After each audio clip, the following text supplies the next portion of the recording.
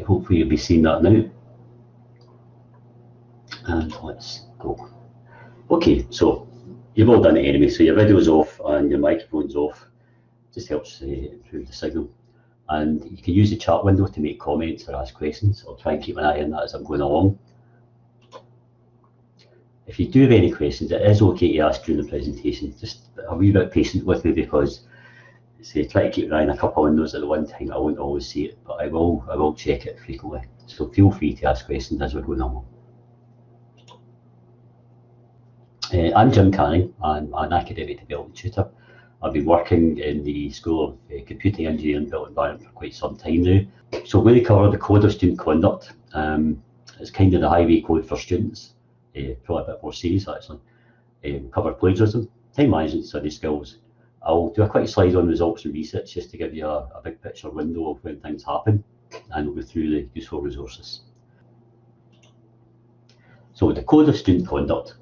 Well, it lays out the university's expectations of positive student behaviour. So it's a bit like a highway code for students. Now, students are expected to behave at all times in a way which demonstrates respect for the university, the students, the staff, and the wider community. So come to university as a student isn't just as straightforward as it seems, because once you're in the university, you're one of the students of the university, you're representing the university, and you're expected to behave in a certain way, and in such a way it doesn't bring the university's name into ill repute, or yourself for that matter as well. The Code of Student Conduct is quite a tome. The pad that I'll share with you has a link to it. It's got 55 pages, and you are actually expected to read that. So the code sets out how the university will proceed in cases where students may not comply with the standards of behaviour required of them. And it's a responsibility of all students to ensure that they have read and are familiar with the Code of Student Conduct. It would take a fair bit of work to basically plough through the 55 pages and read it all and be knowledgeable about it. However, I quite glanced through the headings, which I'll bring up. It's one of these things that you need to look at once and hopefully never have to go back to it again, because if you do have to go back to it, it means something's wrong. Right? You've been caught doing something or accused of doing something that isn't a nice thing. Right? So there's an introduction to scope, there's a layout of the principles expected of students, there's a definition of misconduct, and why am I bringing this up? Because plagiarism is one of those definitions. There's an overview of the disciplinary procedures, advice and guidance for students subject to disciplinary action, misconduct that may constitute a criminal offence, because some of the things that people can do are actually criminal offences. And there's suspension, there's reporting, there's the Senate Disciplinary Committee, which is quite a scary thing, there's sanctions and appeals procedures and much more. So I won't lie, it is not an exciting read, but it's something worth knowing that it exists, because your behaviour will be held to it whether you've read it or not. So I've given you a wee overview of what's actually in it. So let's move on. So plagiarism, what is it? It's the theft of another person's words, ideas, data, images, etc. So first question, you might not expect this in a workshop. How to plagiarise? Well, all you have to do is copy another person's words, ideas, data, images, even computer code, and pretend that they're yours. Or you can fail to acknowledge or reference the source of words, ideas, data, images, computer code that you've used, which are not your own. Okay, you've used it, you haven't acknowledged who actually did it, where you got it from. What's the attraction of plagiarism? Well, you get assignments done more quickly with less effort, because someone else is doing the work. There's no need to spend time studying, because, guess it, someone else is doing the work. There's no worries about grammar and spelling, because once again, someone else is doing the work, and it ain't you, okay? So why do some people plagiarise? The simple fact of the matter is, a lot of people don't actually know what plagiarism is. Perhaps it's something that's not really been raised to school, high school or college. it's never really been focused on as a bad thing to do. So the fact is, they don't know the rules, so they plagiarise by accident. However, in my experience, most people plagiarise because they run out of time. They panic when assignments are due. They're spinning too many plates at one time. They're not organised. They haven't done the work. So lo and behold, they get put in a point where I need to put work in, what I'm going to do, and you do a cut and paste, fingers crossed, bung it in and hope it gets through and you don't get caught. So in my experience, yeah, people plagiarise because they don't know the rules, but once they learn the rules, it's all good. Other people, it's a case of running out of time, massive time pressure on you, deadlines looming, behind with the work, what you're going to do. Rather than contact your lecturer and ask for an extension or explain what situation is going on and is it possible to get an extension, it's a case of cut and paste, fingers crossed, will I get away with it? Simple fact is, if you're in that particular situation, you need to improve your time management skills. The other thing as well is people can lack confidence in their own work. So you might actually be doing the work, but you lack confidence in it, and you see other work which looks better than yours, and you think, I'll borrow some of that. People in that situation need to improve their study skills to get better at what they're doing. So that's why some people plagiarise. So why is plagiarism bad? Quite simply, it's theft. Theft of any kind is not acceptable. It's stealing other people's work. It's the bottom line. The other thing about plagiarism as well, it actually restricts your own learning, because if you're just copying other folks' work, it means you're not learning. You're actually holding yourself back to the knowledge. You've not done the work, so you've missed out on the knowledge you could have gained if you'd done the work. And you wouldn't have been needed or felt the need to steal other people's work.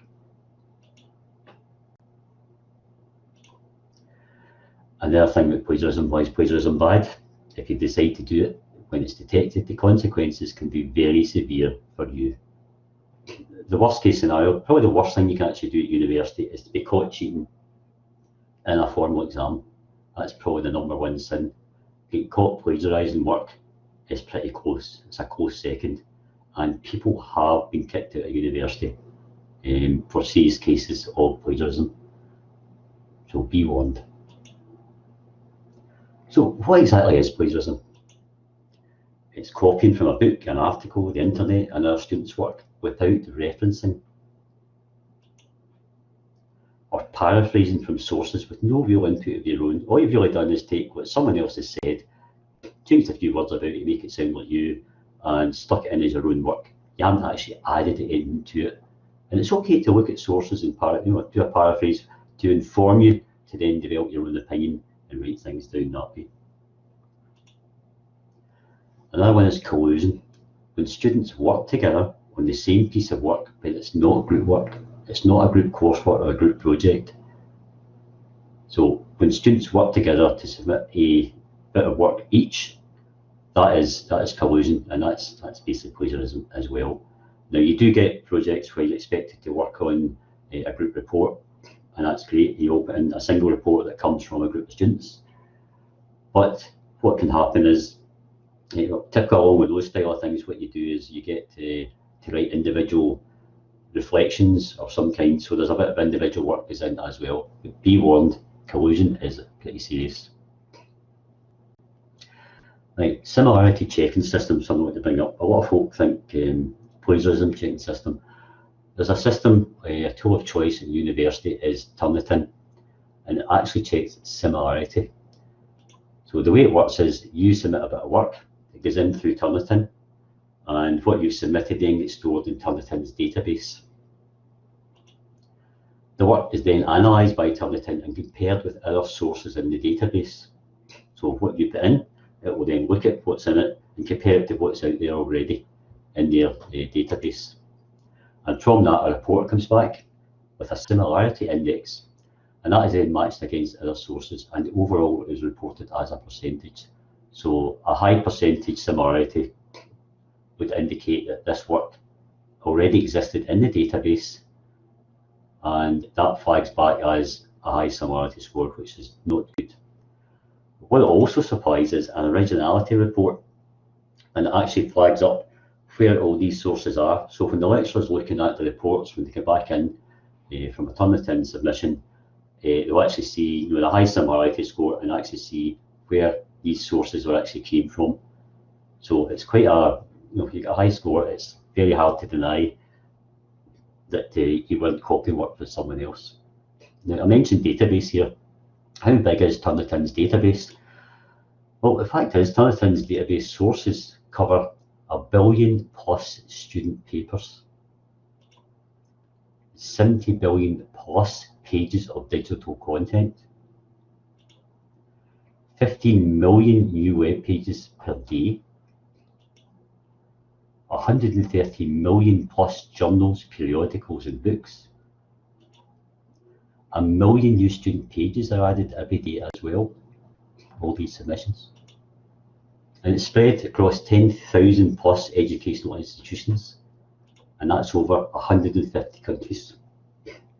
So put quite simply, if you copy and paste something from the internet, a book, journal, periodical, anywhere, the chances are it already exists on the database for Turnitin, and when you submit a report through Turnitin, it will recognise similarity and it will know where the sources came from.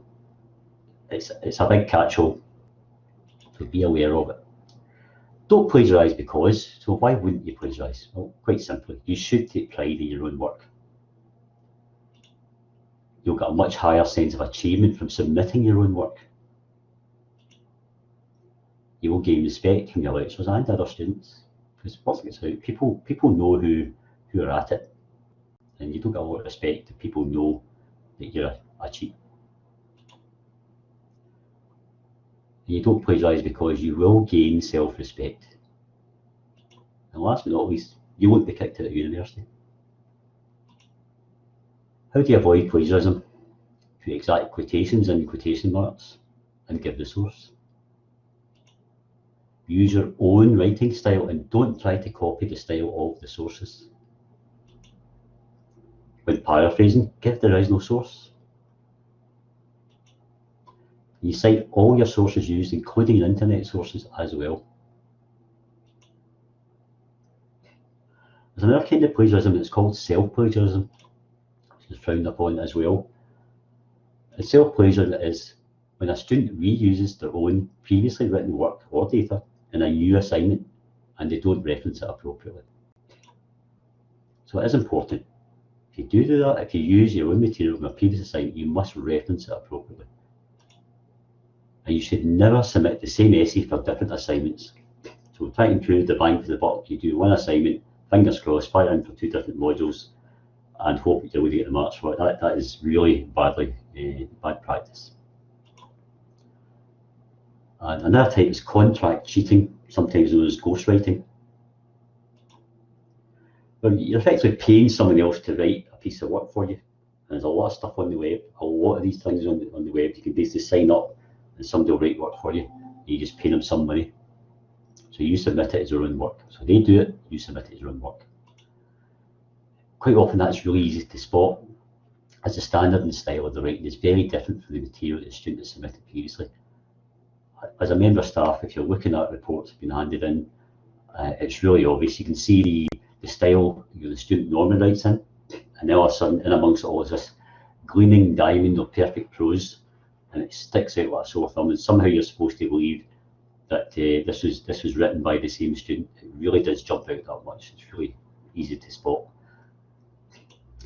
The interesting one about contract cheat as well is there is potential for blackmail, and this has happened several times in the past, where someone has helped someone pay for the work gets submitted, they pass, they get their degree, they move on, they get a job, they start climbing the ladder, and next thing you know, they're getting an email saying, "Remember, I wrote that report for you." So that way, people could be found out, their name could be blackened, and they might submit to blackmail, or they end up getting found out and losing their job. So the writer threatens to make it common knowledge that you didn't write your submission. So that is something further down the road. So you really don't want to entertain contract cheating. Just be aware of it.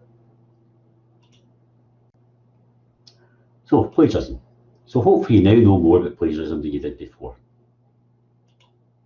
its consequences when you get caught, and some of the ways to avoid it. So let's move on to more cheerful stuff.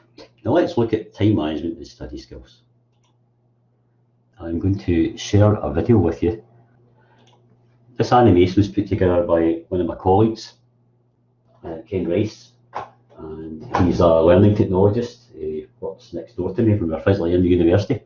So let me do it full screen, and I'll make it full screen. So a couple of minutes long, but some of this might interest you, it might gel with you. Admittedly, it's pandemic time, so some of the stuff doesn't apply right this second, but the gist of it is there. Procrastination is a biggie. It affects us all. So bear with me, and I'll press play.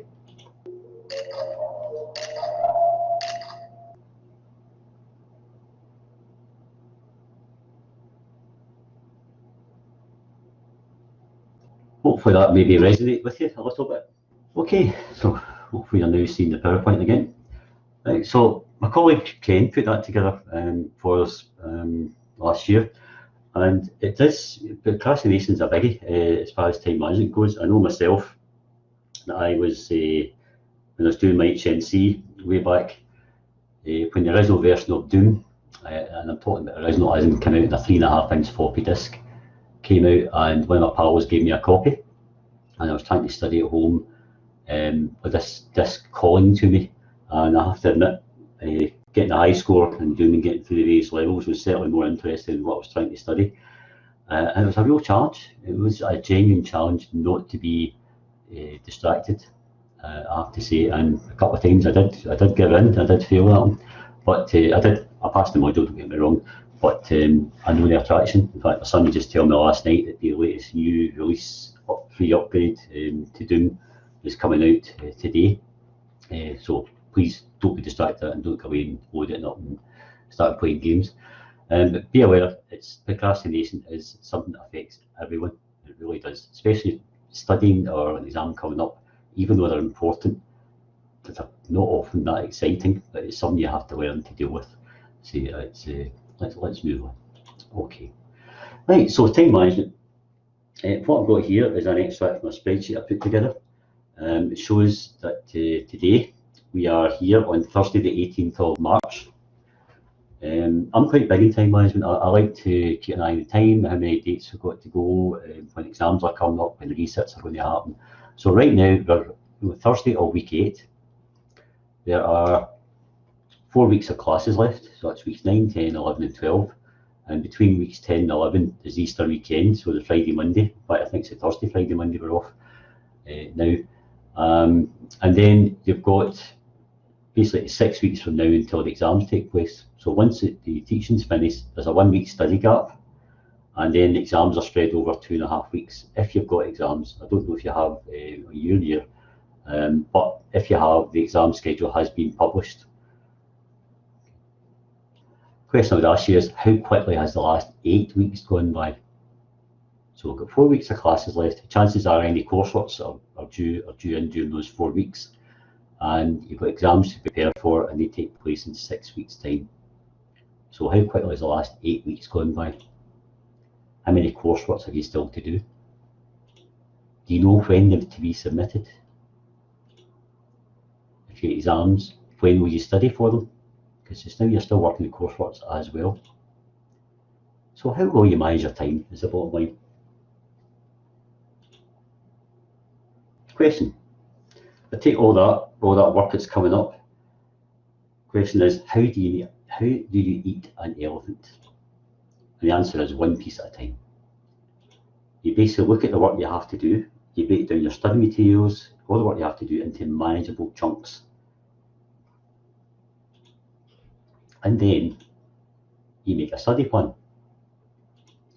And these things don't have to be complicated, but the fact is, if you fail to plan, you're actually planning to fail. Because you want to make the best use of the time you have left to be effective, to be successful. And it takes work. So I would strongly encourage you to make a study plan for each week, all the way up to the exams. Block out the times when you absolutely can't or choose not to study. And pick times that you can study from what's left. put them in your planner. For example, if you do 2 hours studying a day and do that for 5 days a week, that's 10 hours per week. And if you do that for 4 weeks, that's 40 hours of studying in the memory bank. If you get exams coming up, would you like to have 40 hours work already done on it? Or do you turn up winging it on the day? So here's a simple weekly planner. And the Padlet link I'll supply to you, it has the PDF version of this. It's really straightforward. I've got on the left hand side, I've got Monday to Sunday. Along the top, I've got 9 AM in the morning to 10 o'clock at night, 1 hour slots. Now you can change these times to suit yourself. You can maybe get a different way of working. But the bottom line is you start off with you're going to use a weekly planner. Block out the times you want to study. Maybe you've decided, you know what, Saturday is my day off. It's my day for me. I'm not going to study. I'm going to do other stuff. Right? And we're starting to be able to do other stuff, which is nice as well. So anyway, decide ahead of the game when you're not going to study. Admit it. When if this was normal times, as it were, I would certainly block out a Saturday afternoon because that's when I do my indoor archery. Okay. So I would know that wasn't available for study. So another thing you could do is choose the times you will study. So an example may well be Monday to Friday, 7 o'clock to 9 o'clock. And also remember, you get weekends too, so you might feel, okay, I'll maybe do a couple of hours on a Sunday afternoon. And remember, the weekends still count. Another one to remember as well is, okay, once you've done that, you follow the plan. Remember that you don't have classes solid from 9 o'clock on Monday morning till 5 o'clock on Friday afternoon. There's gaps between classes, and there's days you won't have classes. So factor in those times as part of your study schedule and use them. Great, you made a study plan. You've now committed to when you're going to study. What now? Well, what you also need to do is plan your individual study sessions. You need to plan what topics you're going to study. So you don't just turn up one day and say, right, that's 7 o'clock at night, I'm going to study. And go, what will I do?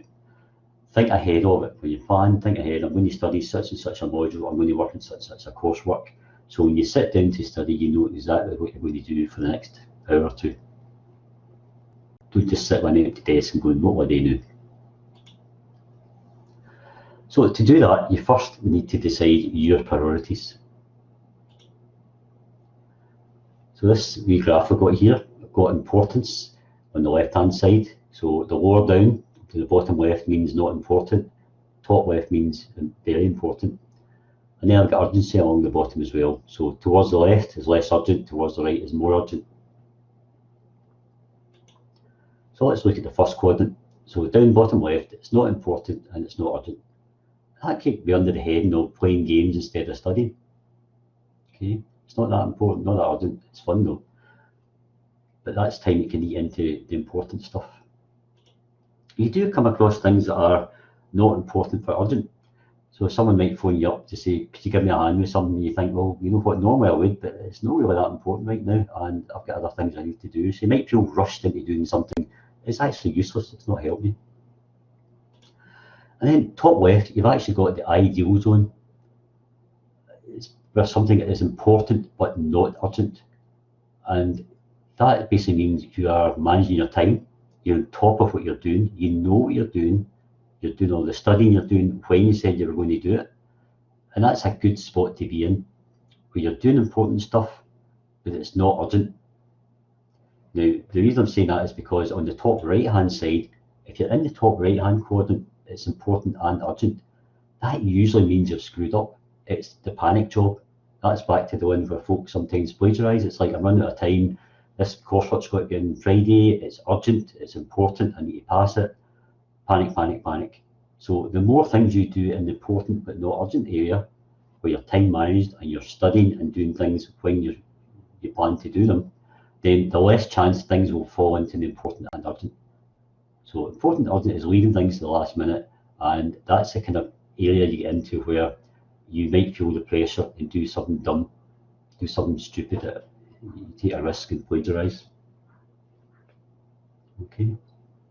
So priorities, decide your priorities. Look at the stuff you have to do and decide what's important and what's not. I was going to show a couple of clips from videos that I've prepared already. It's on the web and the LDC pages. There's one called Prepare for Study, and it's all about a routine. So you're going to study, you're going to sit down and start your studying. What do you do? So you plan ahead, but there's some basic simple things you do as well, even some physical exercise just before it to get yourself, you just send your brain a signal saying, I'm going to start studying and I'm going to be focused on it. And there's some mental preparation stuff in there too. So the suggestions in that, and it's all in the video, it's not a long video. The next one is optimising your studying. So it's taking some of the stuff I've shown you earlier on, expanding on it quite considerably. It's slightly longer, that one, it's the best part of 20 minutes. The first one's about 9 minutes long. Again, the links are supplied in the Padlet. I would strongly encourage you to take a wee bit of time out of your busy schedule and watch these, because they can help you be more effective with the time you have. Okay. Right, so results and resits, I mentioned that. Well, what I've got on the top left-hand side is the last week and a half of the exams. The final exams are spread over 2.5 weeks. So the last exam in the university will take place on the 12th of May. So what happens after that? Well, first things first, the results will be published no later than Thursday the 10th of June. Because what happens after the exams is the lecturers sit and they mark the papers, all the marks then go into the university system, then an assessment board sits, goes through every single student's results, and once they've actually gone through them and ratified the results, you will then email your results email letter to your student university email address. So at that point in time, you'll open up the email and you'll find out if you've got resits or not. It will give a list of modules you've been successful in, and give the marks and a pass. And then there's another section is if you're unfortunate enough, it'll be modules you've been unsuccessful in, and that will tell you if you've got resit exams or resit courseworks. So any resit courseworks or exams, they will take place over the summer. So the coursework should typically be probably uploaded sometime after results are published. The module team will upload a coursework for you to work on, and you will, from your result letter, you know you've got a resit. You then go in and download it and find out when it's to be submitted by, and work on it and submit it by that time. And if you do have a formal exam, that will take place sometime in those 2 weeks in August. You see the far right hand side. So the resit exam diet takes place from the 9th of August all the way through to the 20th of August. So if you get any holidays booked for then and you think you've got resits, you're not going on holiday. You need to do the resits. And I should have highlighted the bottom right hand side of the graphic there. I've got resit results are published on the 13th of September. So you basically get the resit results literally just before the new academic year starts. So it's a bit, it can be a bit stressful if you've got resits, because you won't know until you've got, till the last minute whether you've been allowed into the next academic year or not. So be aware of that. It's just something that's out there I thought I'd share with you. So again, time management, really important, and study skills. Okay, so we'll go through some useful resources. I'm going to point you towards the Learning Development Centre. That's where I work. I'll point out some resources in the library as well, and I'll also highlight the GCU Wellbeing team to go with that. Okay, so SEB Learning Development Centre, again, this link I'll share with you through the Padlet. So this is the team. So we've got Ursula and Josiane. They live and breathe academic writing. So they're the folk to go for that. So if you've got reports and you're not quite sure about the reference side of things, they will help you. They're very, very good for that. Maths wise, I don't know how much maths in the computing side of things just now, but we've got Callum McDonald and David Hodge. They're top notch with the maths support. And there's myself, I can help with ICT stuff, but basically anything else that they don't cover, I do my best to cover. And there's my line manager, Ray McLaughlin. So the LDC web page, you start off from here, and see, I'll share the link with you and get the email address to the Padlet even. The bit I've just highlighted there, meet the team, it's got the picture you just saw there. There's LDC induction videos in there, there's workshop videos, there's online support materials. And down the bottom, you can see our contact details. So there's you can actually go and book an appointment online with us using the Simply Book Me link that's showing in there. Or you can just email us direct on Ask LDC. It goes to a shared email address, which you'll look at every day. So I would say that if you go into the booking system and you find there's no slots left, choose to share the email address, because we can always squeeze folk in. Okay, so the online support materials, that's them there. There's academic writing support, there's the ICT support, language support, maths and numeracy resources, and other resources to support the general study exam preparations. In fact, what you should be able to see is towards the left-hand side of where you booked into this session here, the Carpet Ultra, you'll see just below that a section, Learning Development Centre Support, just on the left-hand side, what the list where all these things are. So that's something you can go into yourself. Okay. The library. Okay, the library are big on helping students on the plagiarism side. They've got a web page. Again, I'll share the link with you. And it covers things avoiding plagiarism, referencing, and plagiarism itself. So I'll give you a quick look at those. So there's a whole bunch of stuff to cover in plagiarism and referencing, where it's paraphrasing, an example, quoting, how to quote, quotation styles, a whole bunch of stuff that's in there. So that's a resource for you as well. There's another bit on referencing, what style to use. Typically in our school we tend to use the Harvard style of referencing. There's a whole bunch of different kinds, but again, the information is there for you. Now, here's an example here about plagiarism. What is plagiarism? It gives a wee exercise to work through. So really, I'll just zoom in a wee bit of it. So what you're doing is you're now going to read 7 essay extracts based on a quotation from a text. You need to decide if you think the student is plagiarised. I'm just doing this one wee bit. There's the original text there. And there's the extract that the student has used in their writing. So looking at these, what's your thought? Is that plagiarism? I think everyone would recognise that the answer is yes, because it's word for word, no references whatsoever. As you can see, this is copied word for word, no reference. It's definitely plagiarism. So there's 7 wee exercises in there. Again, it's just a click on the screen job, just what I've done there. It might be worth going through that. Just go in and see if you get your head around what is plagiarism and what you need to do to not plagiarise. Okay, and a couple of the last resources I'm going to bring up, the GCU Wellbeing team. That's the web link there. And really, with everything that goes on at the moment, you may be feeling under pressure, you may feel you need additional support. Remember, you do have your GCU Wellbeing team, really, really supportive people.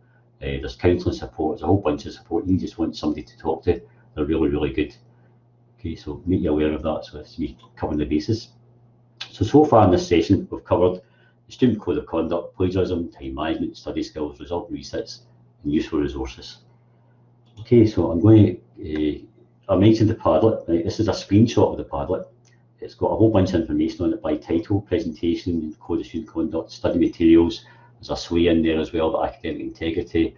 There's the animation, is the cartoon, the offending weekend, and a whole bunch of stuff in there, the weekly study plan. And I've included my email address in there as well. If you're stuck or not quite sure about anything really, fire it past me. If I don't know the answer, I'll find someone who does. Okay. So I'll ask you now, any questions, folks?